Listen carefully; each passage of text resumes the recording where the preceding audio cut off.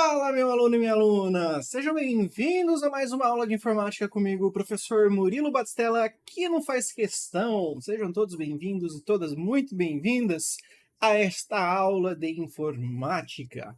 Para você que está interessado no mundo de concurso público de maneira geral, essa querida aula serve para qualquer prova que você for trombar na vida. Muito raramente esse tópico que nós iremos trabalhar aqui não está presente em algum edital. Até porque, honestamente, já que é para ser feito um concurso e tem a disciplina de informática, não trazer esse tópico é quase um crime, se tratando justamente, né, como vocês serão funcionários públicos, estaremos falando de repartições públicas, etc., é criminoso não cobrar este tipo de assunto, muito mais do que outros temas, né? Se você quisesse deixar, beleza, mas esse realmente não pode faltar em algum edital. E esse tema vai ser justamente esse mundo de malwares, esses códigos maliciosos que vocês rotineiramente escutam falar, talvez até tenham contato com eles de maneira não tão agradável, ou o último cenário do qual vocês nem sequer sabem que estão tendo contato com esses códigos maliciosos. Então a gente vai dar uma olhada aqui acerca desses temas e como é que eles caem geralmente, né? A gente vai recobrar os conceitos e tudo mais, vou passar aqui para vocês. Lembrando que a maioria dos concursos públicos do Brasil, tá? Todas as bancas que vocês forem encontrar pela frente, elas tiram como base as questões lá daquela cartilha de segurança, que tem o nome de CERT, tá? Então você pode procurar essa cartilha de segurança, que lá tem todos os pontos e coisas possíveis de onde as bancas tiram conceitos e questões, tá? Salvo raras exceções que, quando for pertinente, é claro, a gente vai trabalhar isso em exercícios, eu vou mencionar com vocês. Ok? Então esse tema é um tema que está presente em todas as provas, via de regra, e é um tema que, particularmente, eu acho mais agradável de se estudar. Tendo em comparação, às vezes, ficar decorando um monte de atalho, decorando um monte de coisa, aqui dá um gostinho extra de se estudar esses tópicos, né? Fica um pouco mais agradável, fica um pouco mais palatável a gente estudar essas coisas aqui. Então vamos lá, deixa eu jogar aqui na tela, sem mais delongas. Vamos falar então de malwares. O que seria um bendito de um malware? Então vamos lá. Malware é quando a gente, se fosse quebrar essa palavra, tá? Softwares maliciosos, ok, veio do inglês.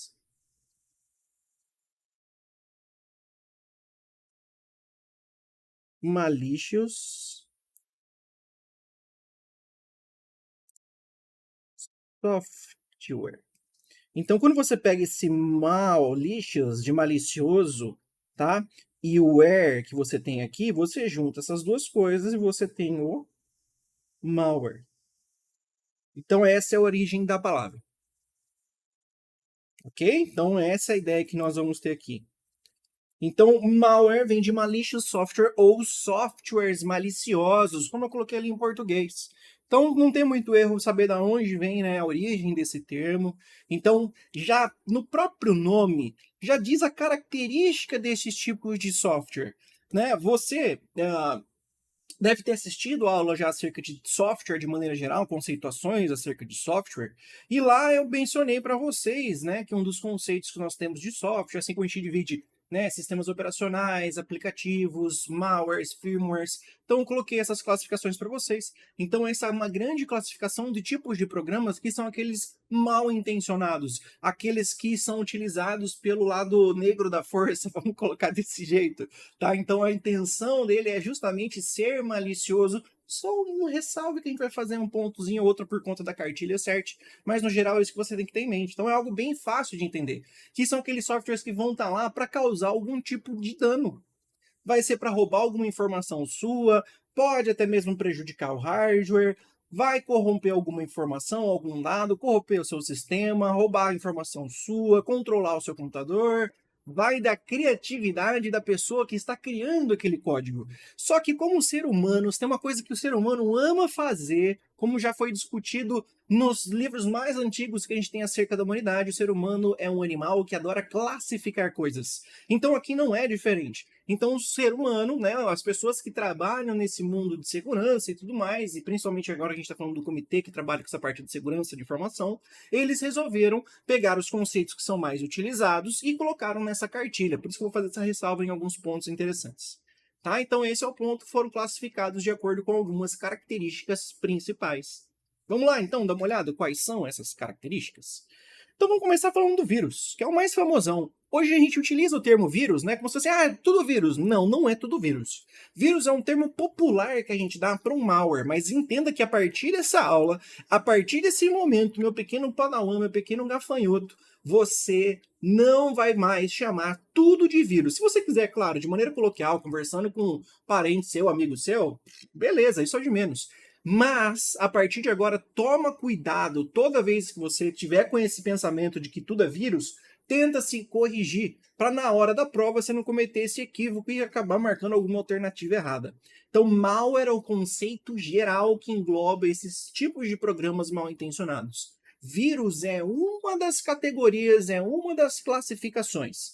E então, quais são as características que vão compor esse vírus? Bom, o nome não é à toa. O nome foi pegado emprestado da ideia que nós temos de vírus quando nós pensamos no nosso mundo mesmo, físico aqui, não estou falando computacional, estou falando em relação aos organismos vivos, estou falando em relação à biologia, ainda que vírus não são organismos, micro-organismos propriamente ditos. Eles não têm os requisitos básicos e necessários para que eles sejam classificados como organismos, que eles sejam classificados como algo vivo. Tá? É um ponto muito interessante da gente discutir isso biologicamente falando, mas, claro, foge do tópico digital. Adoraria viajar nessas coisas com vocês. Então, ele não tem os quesitos básicos. Tá? Aqui, no caso do vírus de computador, ele foi totalmente emprestado o conceito dele. Aliás, desenvolveram o vírus de computador pensando no vírus biológico. Então presta atenção como é que ele funciona.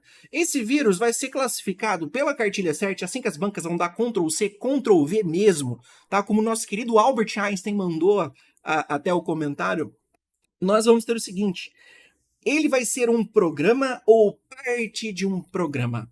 A gente não vai dizer... Eu não gosto da classificação parte de um programa porque eu acho avacalhada essa definição, tá? Mas eu tô trazendo exatamente como tá na cartilha para vocês. Por que eu não gosto de parte de um programa?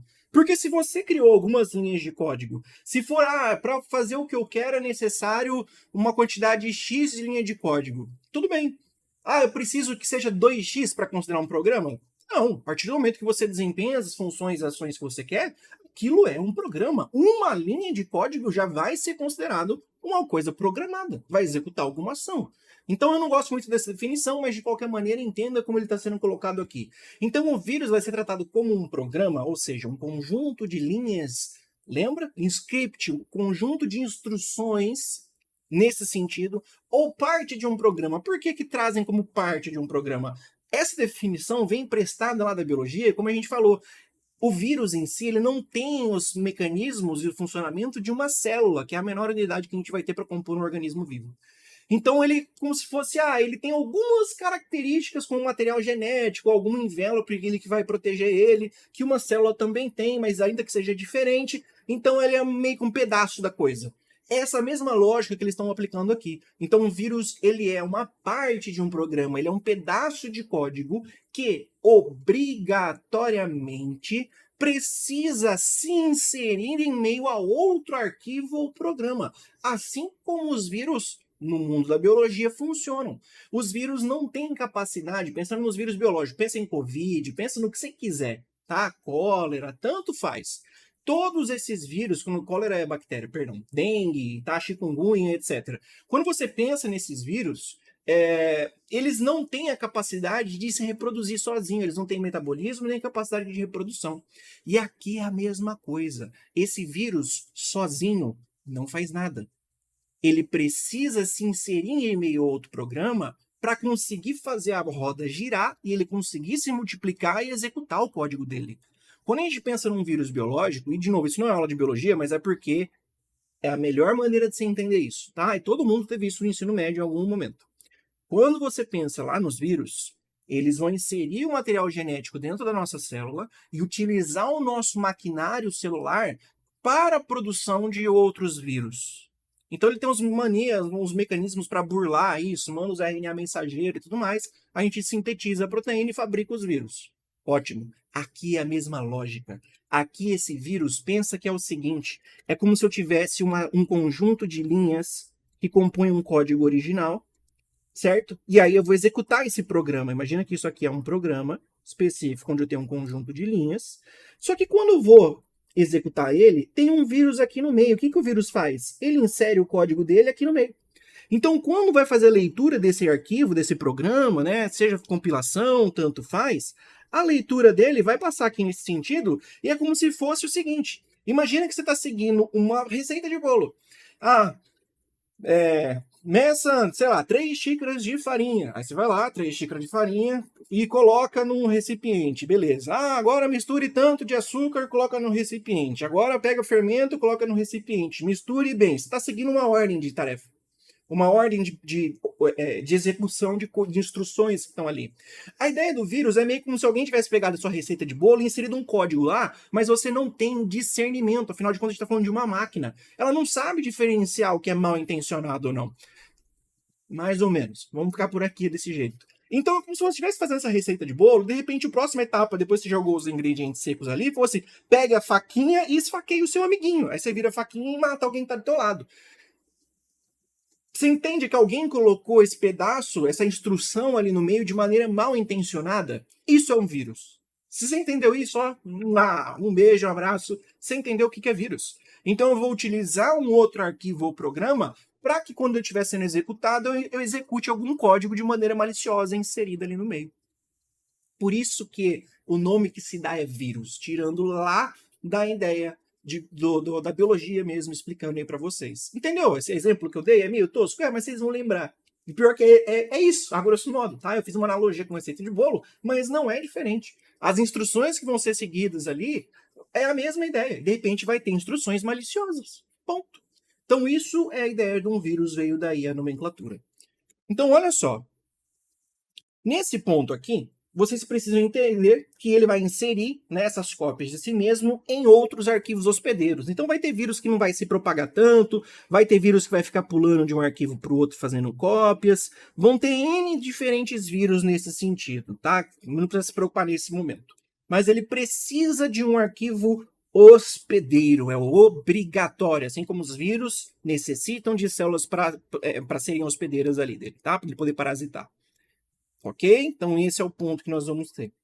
E uma característica muito fundamental que você precisa se lembrar na prova é que o vírus depende da ação do usuário. Como assim, professor? Esses vírus de computadores vão depender da ação do usuário, no sentido de que você que tem que ter colocado algum arquivo malicioso para dentro do seu computador, seja via pendrive, seja via download, e aí você fala, olha, tem um arquivo ali interessante falando que se eu executar, tem lá, fiquemilionário.exe. Se eu executar ele, ele fala que vai rodar um script e vai invadir os bancos do mundo inteiro e depositar $1 milhão na minha conta. Meu Deus do céu, eu quero ficar rico. Tirando todos os crimes envolvidos nisso, que nem é assim que funciona, mas só para você pegar a ideia, você cai num negócio desse, você manda executar lá o fiquemilionário.exe por sua conta e risco, mas foi você que executou essa desgraça desse programa. Então, o vírus, para começar a agir, via de regra, depende que você faça alguma merda. Você clique em algum link onde não devia, você pega algum arquivo que não devia, você abriu um anexo do e-mail que não devia. Então, isso é depender da ação do usuário. Isso é uma característica muito importante para diferenciar esse malware dos demais. Então, é uma característica do vírus e de mais um outro, só que nós vamos ver lá para frente. Ok? Então, esse é o ponto. Agora, a gente vai falar dos tipos de vírus que nós temos aqui. O que são os tipos de vírus? Aqui onde complica um pouco esse assunto, talvez a parte mais chata da aula, de maneira geral, porque o resto fica interessante, que aqui acaba sendo um decoreba. As bancas adoram ficar procurando e cavocando o termo, né? O infeliz do elaborador começa a procurar, nossa, em qual site de fabricante de antivírus tem a definição mais esdrúxula do mundo? Ah, achei uma. E joga lá na prova e você que se exploda.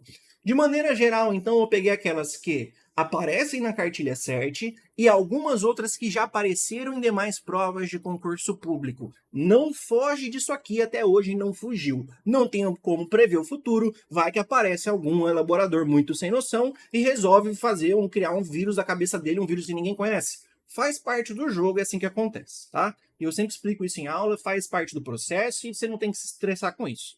Então não se preocupem, guardem esses que estão aqui.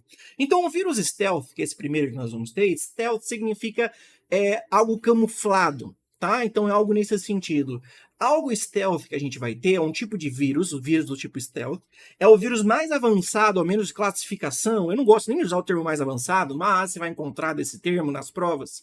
É um vírus que tem um uso maior de tecnologia que visa ocultar a presença dele e a detecção do antivírus. Então ele vai utilizar um monte de mecanismos e ferramentas para ficar oculto e invisível ali dentro, fazendo as ações maliciosas dele sem que ele seja identificado.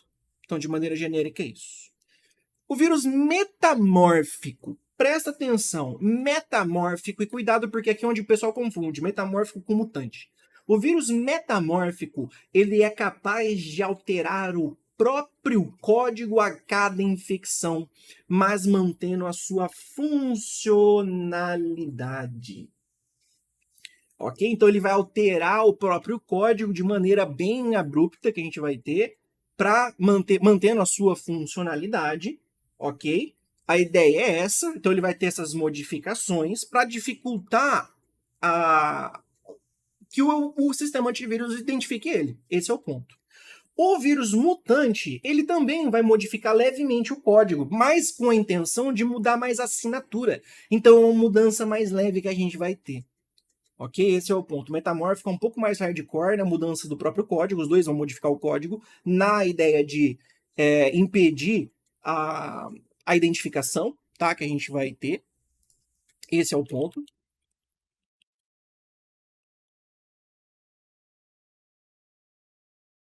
Ou você pode encontrar até polimórfico, tá? Esse mutante você pode encontrar como polimórfico. Aqui, ó. Polimórfico. Tá? O polimórfico, então, vai ser um tipo de vírus aí que pode aparecer com o termo mutante. E como eu falei, polimórfico é a ideia de ter várias formas. Poli, várias, mórfico, forma. Por que uma porcaria esses termos? Porque pensa, a gente está falando de mudança. Metamórfico diz respeito à mudança de forma. Mutante também. Polimórfico também. Então é péssimo essas definições. Mas, de novo, é assim que aparece. Então guarda que mutante vai aparecer também como polimórfico, tá? Aquele que tem diferentes formas.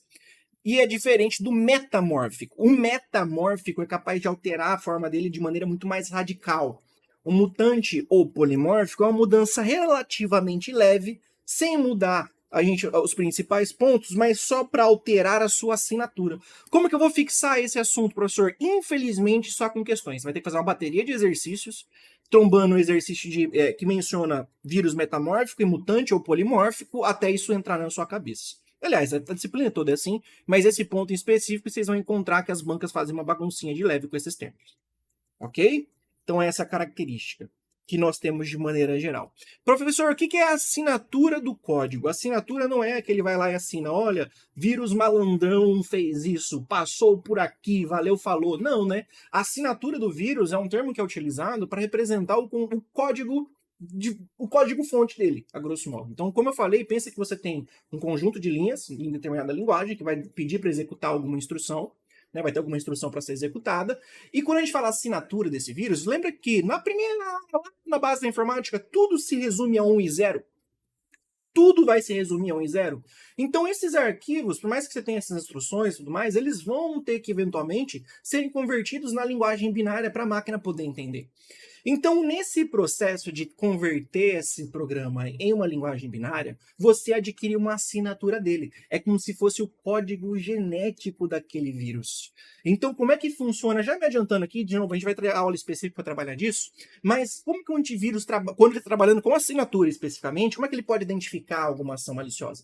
Você tem algum arquivo ali, ele vai executar esse arquivo, e no meio da execução desse arquivo, ele vai encontrar uma sequência de valores que ele fala, opa, no meu banco de dados eu conheço essa sequência aqui. Essa assinatura, esse código genético desse vírus em binário, eu conheço e eu sei que isso aqui é uma instrução maliciosa. Então ele barra a execução desse arquivo. Então a assinatura de um vírus é a mesma coisa que o código genético dele.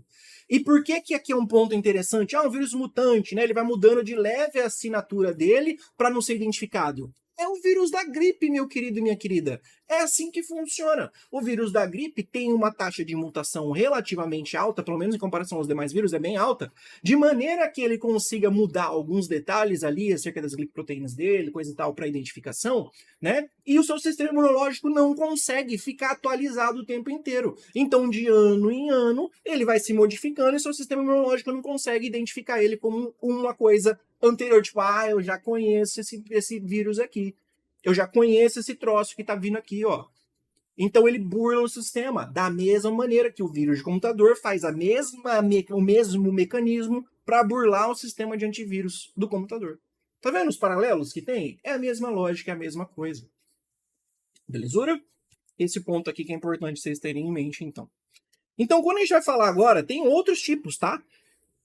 Vírus de arquivo é o mais comum, é o nome genérico que a gente dá para quando a gente está se referenciando, por exemplo, a arquivos executáveis. É o exemplo que eu dei lá do fiquemilionario.exe. Então, esses tipos de arquivos são os mais genéricos, né? Eles não são nem disfarçados como algum arquivo um pouco mais complexo, alguma coisa do tipo. Não, é o mais óbvio e direto, incrível que pareça, é o mais popular. Então, vírus de arquivo é só isso. Arquivo genérico contendo algum conteúdo malicioso lá. Macro. Vírus de macro é uma coisa que as bancas adoram. Vírus de macro, a banca pode deixar chique e falar, é um tipo de vírus que infecta o mesmo gabarito de arquivos. O que isso significa? Que ela vai infectar sempre o mesmo tipo de arquivo. O macro vem de uma ferramenta que a gente vai ter na suíte, por exemplo, do Microsoft Office e no LibreOffice. Então, presta atenção, como o LibreOffice, mas também se encontra aqui, né? Eu falei Microsoft Office e também o LibreOffice. Ok? Os dois possuem linguagem de macro. E essa linguagem de macro permite o quê? A automação de diversas tarefas ali dentro. Seja no Excel, no Word, no Writer, qualquer um deles você pode utilizar essas ferramentas de automação. Então o ponto é que tiram proveito dessa ferramenta de automação para escrever códigos maliciosos. Então você acha que vai estar abrindo, por exemplo, um arquivo do Word, numa boa ali que tem algum código de macro, e você aceita e no fundo tem um código malicioso sendo executado através desse macro. Então, via de regra, uma vez que você pega esse tipo de código malicioso, toda vez que você for abrir ou criar um novo documento do Office, ele vai estar com esse macro já embutido nele. Então você passa esse arquivo do Word para outra pessoa, essa outra pessoa abre esse arquivo do Word e infecta o sistema dela também com esse mesmo tipo de vírus. Por isso falar que infecta o mesmo gabarito de arquivo, porque é sempre esses arquivos da suíte de escritório, né? Seja ele Microsoft Office ou o LibreOffice. Se utilizando da linguagem, por exemplo, que é o VBA, Visual Basic for Application. Se a gente estiver falando do Microsoft Office, é o VBA. Já caiu em prova e a banca foi sacana de trocar para VBO e esse era o erro da afirmativa, tá? Era uma questão, nesse caso, estou se mencionando da Sebrasp, de certo e errado, e ela foi lá, deu a definição toda linda e maravilhosa, só que ao invés de colocar VBA, ela meteu VBO. Tá? Então, Visual Basic for Applications, é isso que significa VBA. Vírus de e-mail. Vírus de e-mail é aquele que você vai receber em um anexo de e-mail. Se você abriu esse anexo de maneira equivocada, sem querer, acreditou em quem você recebeu, o que quer que seja, via de regra, esse vírus vai continuar se propagando, né? Ele vai ter um controle ali em cima do seu e-mail e vai continuar sendo enviado, vai enviar para suas listas de contato e etc. Tá? Então ele vai continuar se propagando de maneira automática pelo e-mail, enviando esse arquivo infectado do mesmo jeito. Tudo bem? Vírus de script. Vírus de script é um tipo de vírus que vai utilizar linguagens de script, como Visual Basic Script e JavaScript. O ponto-chave para você matar uma questão que envolva conceito de vírus de script é que ele está vinculado a páginas web, aquele que você acessa via navegador. Então é esse o ponto-chave. Esses scripts serão executados via navegador. Ele vai ser executado automaticamente toda vez? Não, vai depender das configurações do seu navegador e ou do seu cliente de e-mail. Como assim cliente de e-mail? Ele não abre site, ele não abre site, mas você recebe um e-mail lá bonitinho, que nele tem um link. Se você clica nesse link, ele vai ser direcionado para o navegador. E aí você pode se infectar, então, por conta disso. Ok? Mas o ponto-chave, como eu falei, falou vírus script, a ideia de navegação vinculada a páginas web. Você não é a questão desse tipo mais. Agora vamos para as partes do vírus, e presta atenção aqui. Partes do vírus é algo simples que vocês têm que guardar também. As partes dos vírus, a gente vai ter o seguinte, o mecanismo de propagação ou vetor. Também foi pegado esse termo emprestado na biologia. Quando a gente pensa, por exemplo, em doenças, ascaridíase, terníase, sabe, dengue, chikungunya, a gente sempre fala, o vetor da doença. O que é o vetor da doença? É a maneira que propaga a doença. Doença de Chagas, por exemplo, tá? Qual é o vetor da doença de Chagas? É o barbeiro. Então, não é o barbeiro que causa a doença em si, mas ele vai transmitir para você o protozoário que vai causar a doença de Chagas. O pernilongo que a gente tem, o Aedes aegypti lá, que todo mundo conhece por conta das campanhas contra a dengue, né? E por aí vai. Então, a dengue em si é o mosquito que causa a dengue, né? É o mosquito em si? Não, o mosquito não entra no seu corpo, não é ele, né? Você ingere o mosquito, pega a dengue.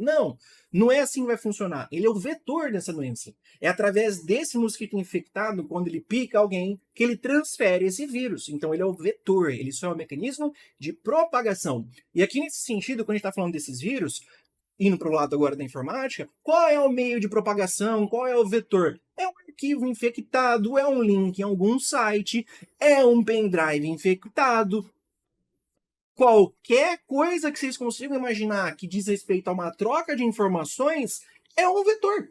Então pode ser desde um pendrive que tem algum conteúdo malicioso, pode ser até mesmo propagação pela rede, a depender dele de maneira automática, pode ser via link, pode ser algum arquivo que você baixa, pode ser somente arquivos do Office, como a gente viu no caso de vírus de macro. Então essa é a ideia. O mecanismo de propagação ao vetor é o arquivo ou formato pelo qual ele se propaga.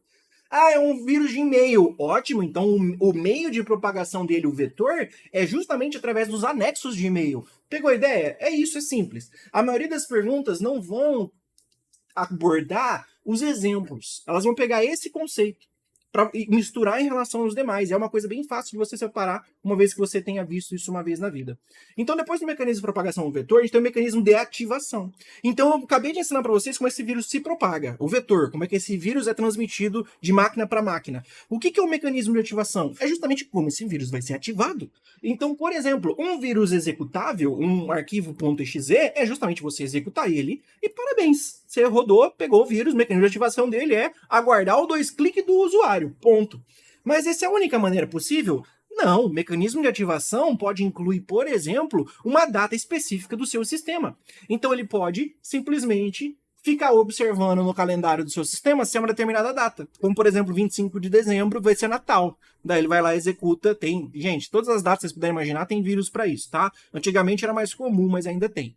Então, tem o vírus do Natal, tem o vírus do Dia dos Namorados, tá? Tem tudo, vírus do Halloween, aí ele fica verificando, é sexta-feira 13? Não, não é. É sexta-feira 13? Não, não é. É sexta-feira 13? É. Uhul, vou lá! Caga no seu computador. Vai lá, formata o computador, faz alguma ação maliciosa. Aí você me pergunta, mas professor, o que o vírus faz em si?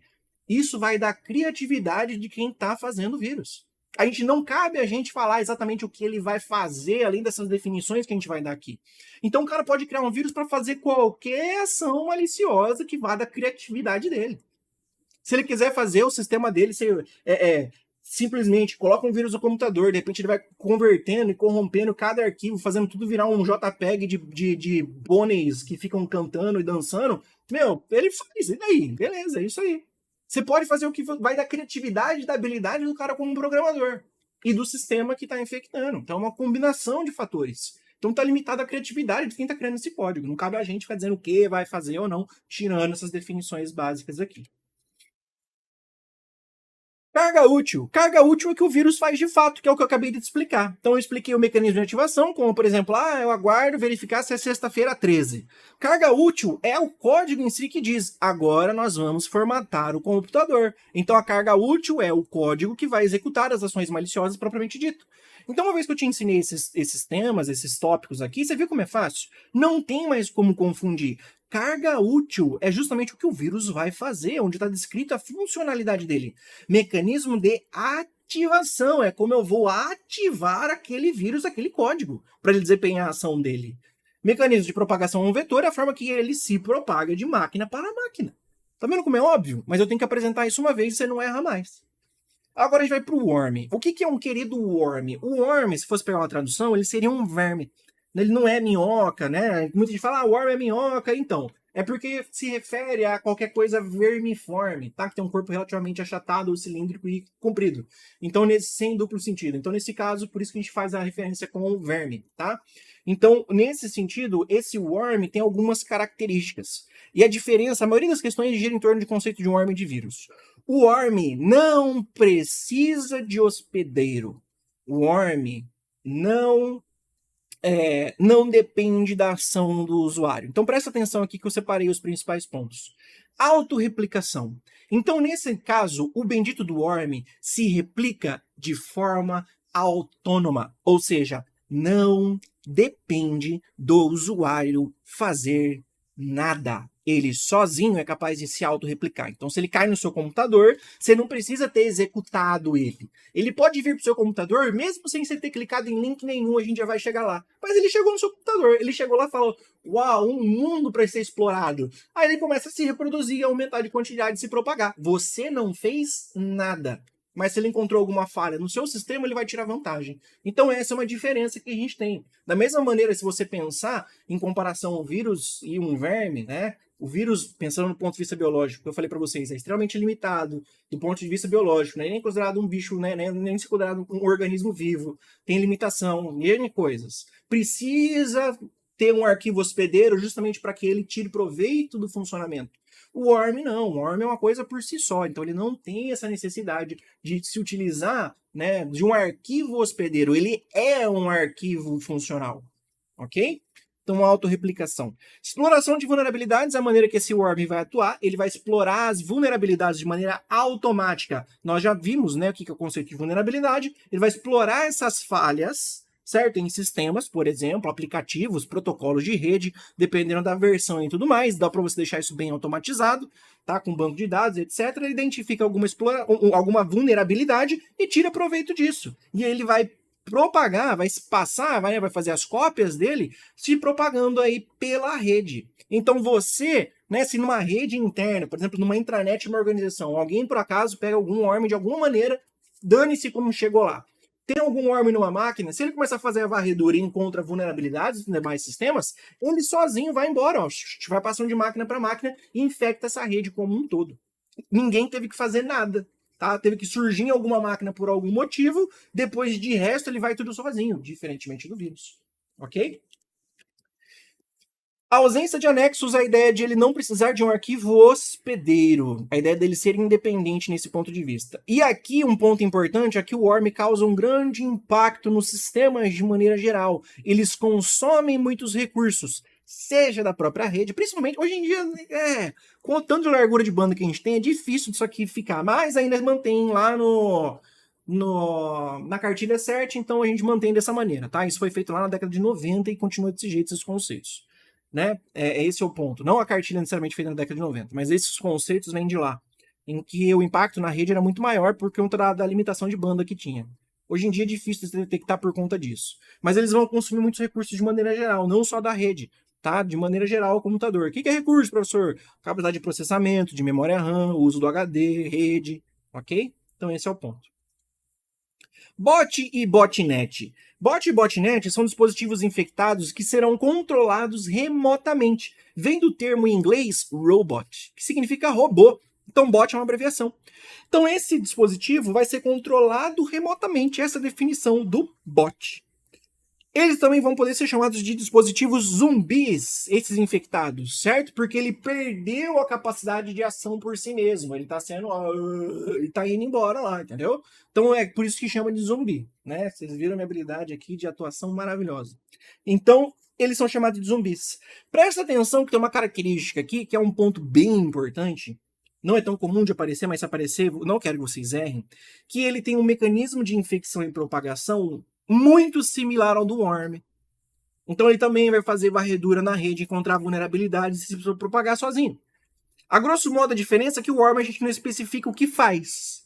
O bot é quando a gente está tendo um controle remoto daquela máquina. Mas a grosso modo, entenda que as definições são bem complicadas. Isso aqui, a grosso modo, o bot, é quase como se fosse um worm, só que com uma função específica, de permitir que essa máquina infectada seja controlada de maneira remota. Aí os worms, a gente não especifica de maneira genérica, A gente mete ele na outra categoria e cada um faz o que quer. Então, por isso que eu falo que essas definições são assim, né? Mas para prova você vai conseguir diferenciar tranquilo. Beleza? Utilizado principalmente para ataques coordenados, como ataques de negação de serviço de forma distribuída ou ataques de força bruta, na qual um número grande de máquinas fazendo essas ações impacta demais no resultado. Então são várias máquinas fazendo ataque de negação de serviço ou força bruta. Não sei o que é isso, professor, relaxa que vocês vão ver, tem aula específica disso depois. O spyware. Qual é a característica do spyware? Spy vem de espião. Se você souber isso, você não erra essas questões acerca de spyware. É um monitoramento de atividades e envio dessas informações para terceiros. Então, o que é um espião? É isso. Peça qualquer filme de espionagem que você tem. É um cara do país X que está infiltrado no país Y, roubando informações do país Y e levando de volta para o país X. Parabéns! Esse é o conceito que nós temos de um spyware. Só que a gente está pensando aqui em nível independente se é país ou não, pessoa, whatever. A ideia é você estar roubando informações de pessoas e levando elas para essa informação para terceiros. Ponto. Definição super simples, direta e reta, que na maioria esmagadora das questões você não vai ter problema em encontrar. Certo? De novo, quando a gente for fazer exercícios disso, eu vou mostrar as questões que são mais problemáticas e como mesmo quando o elaborador é um cabeçudo, a gente consegue chegar na resposta correta. Tem várias técnicas para se fazer isso, ok? Talvez vocês, se estudarem de antemão, consigam perceber antes mesmo de eu dizer para vocês.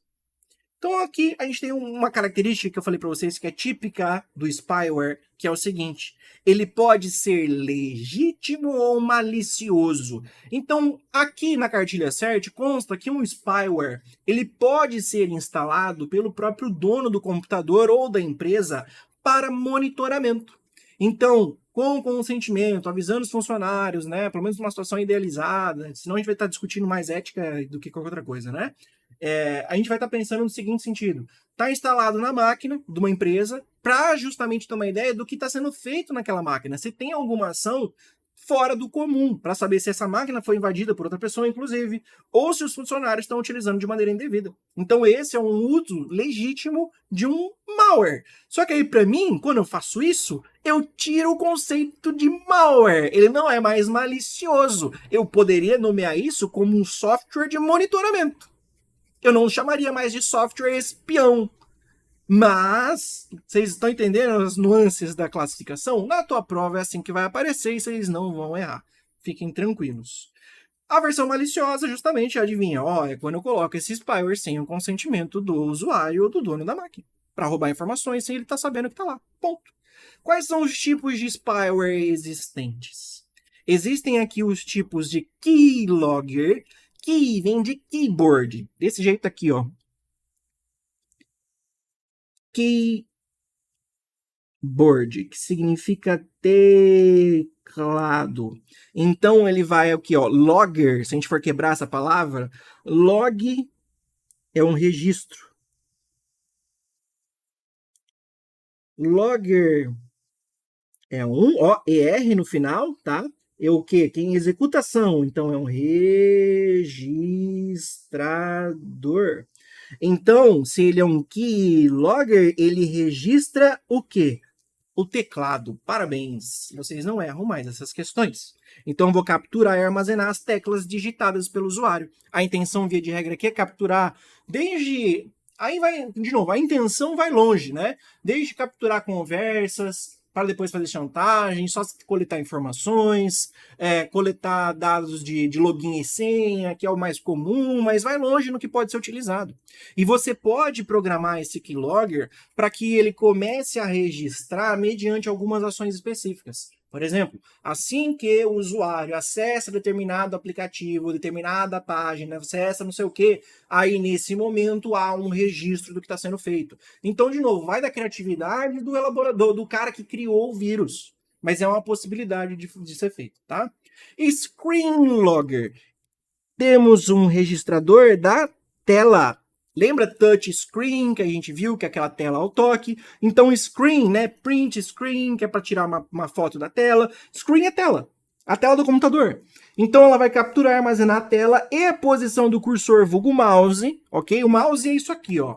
O mouse é o hardware. Então o termo mais correto não é nem capturar a posição do mouse, porque o mouse está em cima do mousepad, em cima de uma mesa. Ele vai estar capturando o cursor, que é a setinha que fica apontando em algum lugar, que via de regra você não precisa nem utilizar o mouse para mexer no cursor. Você tem N mecanismos que a gente viu lá na aula de hardware, inclusive, para fazer isso.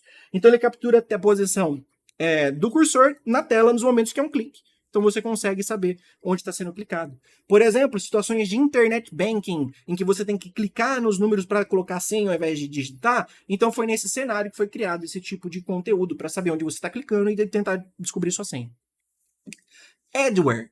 Adware não tem erro. Quando aparecer isso em prova, é só lembrar que ad vem de advertisement. Ah, professor, eu não vou saber. Não tem problema. Quando você está assistindo coisas no YouTube, não fica o tempo inteiro mostrando ad. Ad é propaganda. Falou malware e propaganda, só existe um. Falou, e tem que mencionar a palavra propaganda, tá? Ou publicidade, que seja. Qualquer coisa que seja referente a propaganda ou publicidade só pode ser o adware. E a banca tem que colocar esse termo, porque é da definição dele. Aqui entra um ponto curioso, que vão dizer que existe o adware legítimo e o malicioso. O legítimo é quando você, por exemplo, coloca isso em meio a um programa ou serviço como forma de patrocínio ou retorno financeiro. Exemplo, você está instalando um programa gratuito lá, enquanto você está próximo, aceita, você nem viu que no meio desses 3 aceitos que você deu, tinha lá, deseja instalar uma barra de tarefa, uma barra de ferramentas que fica acionando no navegador, que vai fazer um monte de nhaca? Aceito. Deseja instalar aquele aplicativo inútil para fazer um monte de coisa? Aceito. Deseja instalar esse código malicioso e blá, blá, blá, blá, blá, blá? Aceito. Você aceitou tudo. Tá lá de maneira legítima. O problema é que a pessoa que tá por trás do computador foi um cabeçudo e não leu. Mas tá lá de maneira legítima, ele não te enganou. É porque você ficou no próximo, aceito, que você aceitou. Ok? Ou malicioso. Aí a versão do adware maliciosa que a gente vai ter é justamente quando essas propagandas serão direcionadas de acordo com a navegação do usuário, sem que esse saiba que o monitoramento está sendo feito. Então, a grosso modo, é isso. Tá? É o jeito que está na cartilha certa. Ransomware.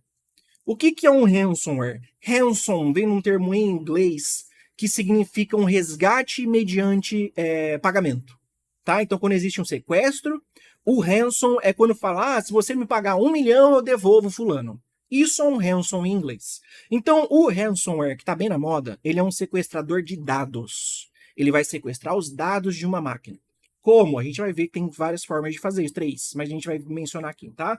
Então, a origem do termo ransom vem do inglês, que significa o resgate mediante pagamento.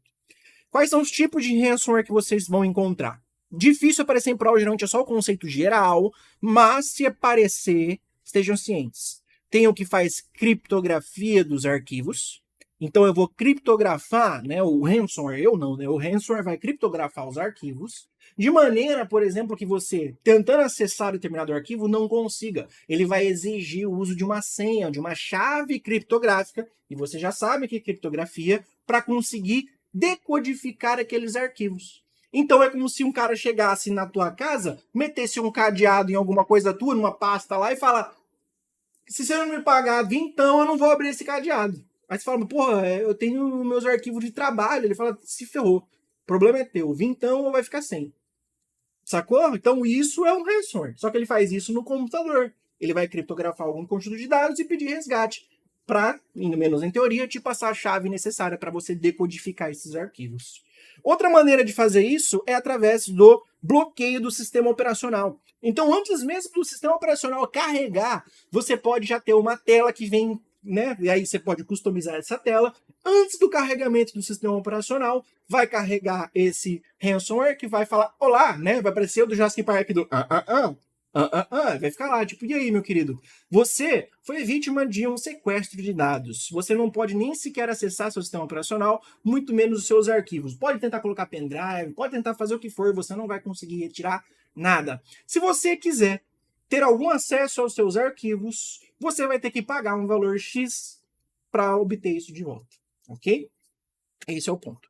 Ou então, pode ser ainda o formato de simplesmente ameaçar uma divulgação de arquivos de dados obtidos, tá? Como já foi o caso, por exemplo, acho que de algum TJ, não lembro agora, acho que foi STJ, não lembro agora, já me bugou na cabeça, em alguns anos atrás, um tempo atrás, em que houve essa falha nos dados e eles tanto criptografaram os arquivos, tá, pessoas mal intencionadas, quanto ameaçaram divulgar arquivos que não podem, né? Por uma questão legal, etc. Você não pode sair jogando muitos desses negócios ao vento. Então eles ameaçaram essas duas situações. Então pode ser esse blackmail, essa chantagem de divulgação dessas fotos. Vamos dizer que você é uma pessoa com gostos muito estranhos a respeito da sua vida pessoal aí, né, do seu entretenimento e lazer adulto, você seja uma pessoa muito estranha, assim, com esses gostos, onde você se encontra muito fora daquela curva normal que a gente tem, e você quer manter isso em segredo. E daí um cara vai lá, descobre, acessa seu computador, vê esses dados, vê esses arquivos, pega esses dados,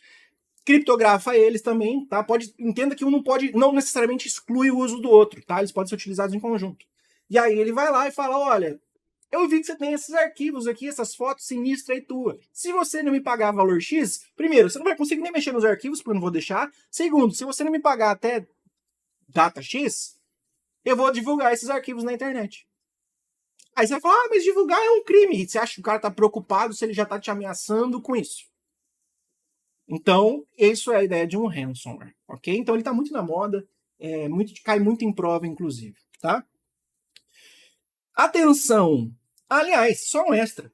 Quando a gente está falando então desse resgate, esse pagamento, entenda que é um pagamento feito com criptomoeda. Então eu vou pagar através de Bitcoin e tudo mais por conta da tecnologia blockchain que você não vai conseguir rastrear para onde foi. Presta atenção no extra. Não dá para quebrar criptografia de ransomware por força bruta. Força bruta é tentativa e erro. É como se você fosse pegar o seu cadeadinho da sua bicicleta, sabe? Algum amigo teu, quando você era mais novo, com certeza pegou o cadeado de bike e prendeu num poste em algum lugar.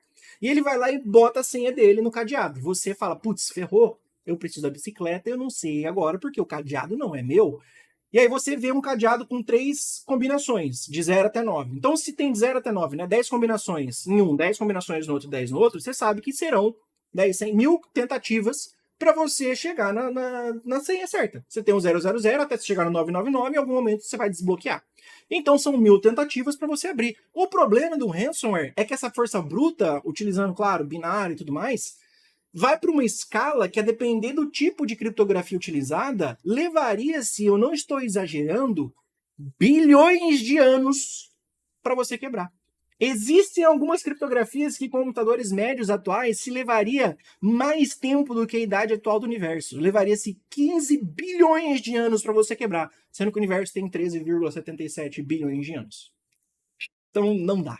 Tirando raríssimas exceções. E já teve uma pergunta, claro, cobrando essa exceção. Aí dá vontade de você matar o elaborador. Porque quem é que ia saber que o ransomware do nome X da década de 90 foi esse daí? Aí dá vontade de você matar o cara, mas aparece, tá? De maneira geral, para a prova, você vai lembrar que não dá para quebrar com força bruta. Um backdoor. Backdoor é um dos mais simples. Backdoor significa porta dos fundos, tá? Que significa simplesmente você, através de manipulação de alguns quesitos de segurança e por aí vai, a gente nem entra nesses detalhes porque não cai em prova, você facilitar o retorno de um invasor a uma máquina comprometida. Então o cara já invadiu aquela máquina e passando por um monte de mecanismo, teve que passar pelo firewall, teve que achar brecha e por aí vai. Então, para facilitar o retorno dele, ele abre uma portinha nos fundos ali, na questão de segurança do firewall e tudo mais, para que ele retorne facilmente, sem ter que passar por todos os mecanismos de segurança de novo, que na próxima tentativa, aliás, pode ter sido atualizado e corrigido essas falhas. Então, o mecanismo que ele tinha para entrar, ele não consegue mais. Então, ele põe esse backdoor, essa porta nos fundos, para retornar mais facilmente e acessar o sistema de novo, caso seja do interesse dele. Cavalo de Troia ou Trojan. O cavalo de Troia ou Trojan, aqui, ele vai ter a seguinte definição. Além de fazer as funções para as quais ele foi aparentemente projetado, também executa outras funções. Esse trecho é Ctrl+C, Ctrl+V de como está na cartilha, e essa geralmente cai Ctrl+C, Ctrl+V nas provas. Então, cavalo de Troia, ele é um tipo de malware que vai executar as funções para a qual aparentemente foi projetado, além de ter um extra. Então a ideia desse cavalo de Troia vem mesmo da história que você tem lá dos gregos e dos troianos, onde fizeram um cavalo de madeira no meio da guerra lá que tem contra a Troia, para levar o exército grego, os melhores soldados gregos, dentro do cavalo para dentro de Troia. A pergunta que eu faço para vocês é: o cavalo de madeira chegou dando um cavalinho de pau, ligaram um nitro nele, Engataram ali primeira 1 milhão, depois segunda, terceira, quarta, quinta, e ele entrou arrebentando um portão de Troia? Não. Como é que foi? Chegaram com um cavalo, falaram, olha, tá aqui um presente para vocês. Os troianos olharam, não viram exército nenhum, não viu nada de cima da muralha, falou, ó, libera aí, abre o portão. Abre o portão. Então, nisso, os troianos abriram as portas e aí eles colocaram o cavalo para dentro, porque eles acharam que era um presente. É aí que vem a expressão presente de grego. Então, eles abriram os portões, colocaram o cavalo para dentro. Os troianos abriram os portões, não os gregos. Então, uma vez que os gregos estavam dentro de Troia, eles saíram lá, passaram a faca em geral e ganharam a guerra. Beleza. O que você precisa saber? Esse é um detalhe importante porque o cavalo de Troia depende da ação do usuário. O cavalo, como eu falei, não saiu arrebentando a porta sozinho. Os troianos colocaram ele para dentro. Aqui, nesse caso, é o mesmo cenário. Você coloca esse cavalo de Troia para dentro do seu computador e pede para ele executar alguma coisa. Ele até vai fazer a funçãozinha dele específica, só que junto dele vem alguma outra coisa maliciosa. Ah, então eu tenho o joguinho X lá que eu gosto de jogar e eu baixei um hack que, segundo ele, vai me fazer ter infinitos pontos. Beleza. Você vai executar aquilo, ele até pode fazer você ganhar infinitos pontos. Só que junto no processo tem algum outro código malicioso. E isso é considerado um cavalo de Troia. Fechou? Tipos. E aqui vem um ponto interessante. Eu acho isso idiota. Não tem outro termo.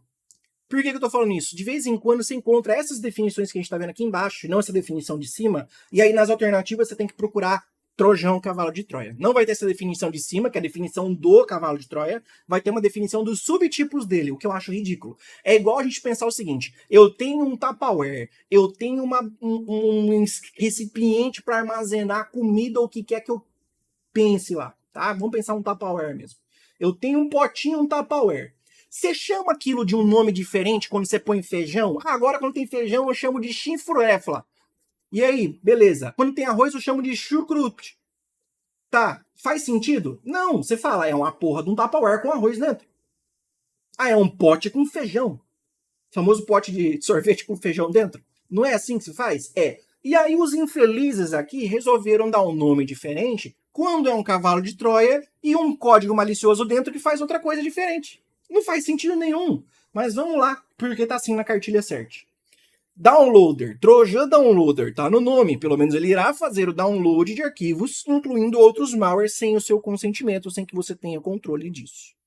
O Trojan Dropper. O Trojan Dropper instala outros malwares. Drop vem de soltar, de despejar, descarregar. Então o Trojan Dropper é aquele que tá junto nesse Trojan, você vai instalar alguma coisa, ele instala alguma outra coisa junto. Backdoor. Aí, ó, começou. Ah, é quando o Trojan inclui um backdoor. É igual eu falar, ah, agora é o potinho com arroz dentro que eu vou dar de outro nome. Não, é pote com arroz. Ah, é um Trojan com um backdoor dentro. Pode ser um Trojan com ARM, pode ser um Trojan com bot, pode ser um Trojan com ransomware, pode ser um Trojan com qualquer coisa. Vocês estão entendendo o problema dessa desgraça? Mas aparece assim em prova. Trojan Clicker redireciona a navegação de usuários. Vocês vão ver que tem um outro tipo de malware que chama hijacker. Então é quando eu ponho um hijacker dentro do cavalo de Troia. Trojan Proxy. Aqui é um levemente diferente. É quando eu faço com que a máquina seja utilizada como um servidor intermediário. Para que eu vou fazer isso? Vai da criatividade do cara. Mas eu posso então fazer com que nas configurações desse cavalo de Troia eu faça que aquela máquina agora se torne um proxy para navegação de um outro dispositivo, outra rede. Trojan Spy. Olha, ele vai espionar. É um Trojan com spyware dentro. Então ele coleta informações sensíveis, como senhas e cartões de crédito. Se não fosse suficiente essa coisa ridícula que eu tô falando para vocês, existe o Trojan Banker. Porque a gente viu que em spyware eu tenho keylogger que registra teclado, screen logger que registra coisa da tela, mas não, agora por ser cavalo, por estar dentro do pote, nossa, vou ter que mudar o nome. Então eles vão lá e metem Trojan Banker, que coleta dados bancários. Tipo o quê? Tá assim na cartilha CERT. Similar ao Trojan Spy, mas com objetivos mais específicos. Quais objetivos específicos?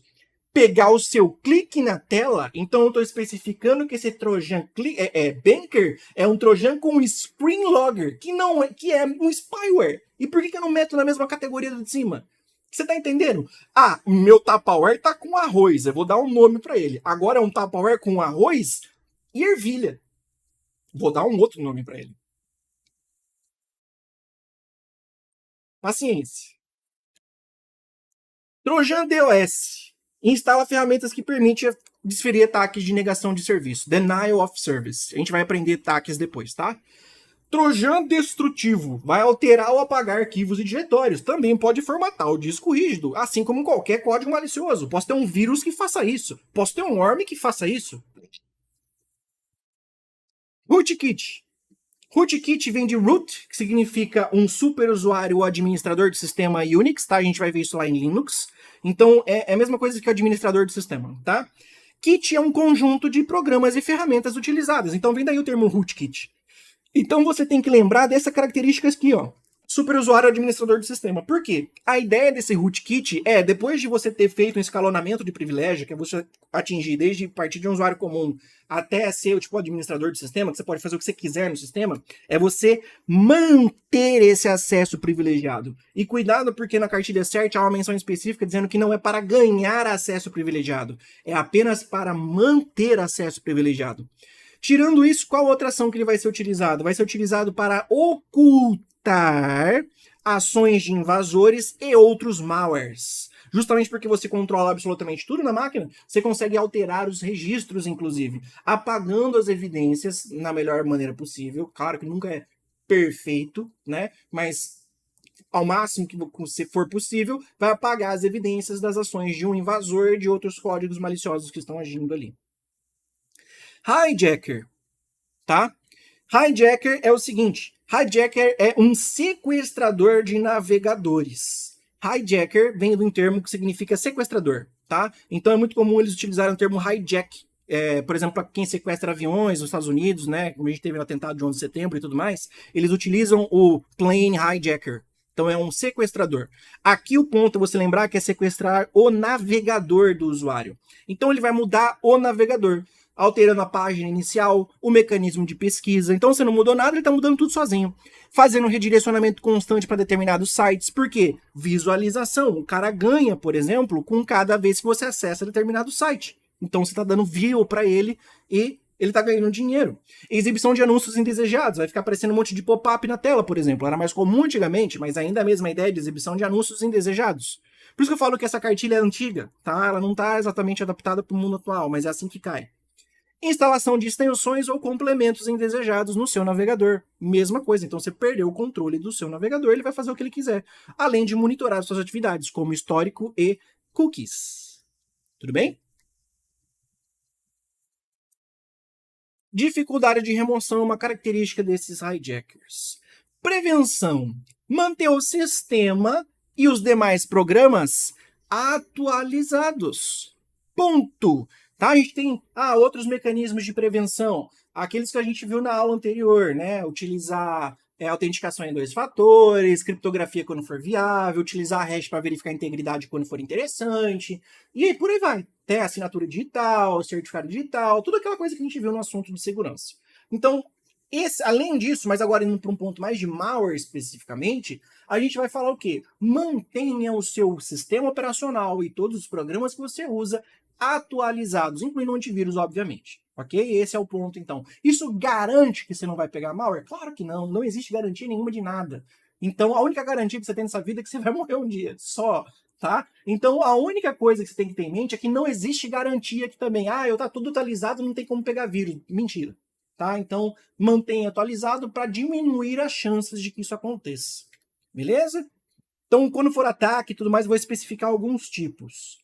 Não clique em links suspeitos, não abra anexos de e-mail suspeitos, não faça download de arquivos suspeitos. É óbvio. Tudo bem? Então a gente encerra essa aula aqui. Espero que vocês tenham entendido, né? A gente conseguiu aí no tempo certinho, na lata praticamente, finalizar esses tópicos aqui acerca de malwares, desses softwares maliciosos. Eles costumam cair muito em prova, sim, é uma coisa extremamente comum. Como eu disse, é raro quando não aparecem, ok? Então continuem estudando, façam as questões, que esse assunto é relativamente tranquilo na maioria das provas. Como eu disse, vocês irão encontrar questões cabulosas. mas elas não são a regra. E você, justamente reforçando na resolução de exercícios, fazendo questão, vai melhorar esse algoritmo na sua cabeça para que você consiga perceber melhor quando está dizendo que é um determinado malware ou quando é outro. Ok? Assim como o antivírus tem que se adaptar, ganhar assinatura e tudo mais, seu cérebro precisa treinar esse algoritmo que você tem para identificação. Seu cérebro é uma ferramenta maravilhosa para identificação de padrões. Tanto que ele identifica padrões onde não tem. Sabe quando você olha para a nuvem e fala: Nossa, olha, eu estou vendo um cachorro. Olha, eu estou vendo um. Eu ia falar uma coisa muito feia agora. Eu estou vendo um cavalo, eu estou vendo não sei o quê. Beleza. Isso que você está vendo, né? Ah, borra de café, vou fazer leitura. Borra de café na xícara. Isso tudo tem um nome, chama pareidolia. É quando você identifica um padrão não existente, porque seu cérebro foi desenhado para identificar. Ele foi evolutivamente selecionado para identificar padrões. Então a gente muitas vezes vai identificar padrão até mesmo onde não tem. Só que no caso de questões, qual é a ideia? Você vai fazer tanta questão que seu cérebro vai começar a perceber os padrões dos termos utilizados, como isso costuma aparecer, quando ele está comparando uma coisa com outra. E aí você vai refinando esse algoritmo e refinando ele para acertar as questões. Beleza? Agora, encerro então a aula e eu vou fazer os comentários com os alunos, tá? Só esse momento aqui a gente faz assim por questão depois da edição, tá? Então eu agradeço a presença de todos vocês. E agora eu vou conversar um tiquinho com vocês.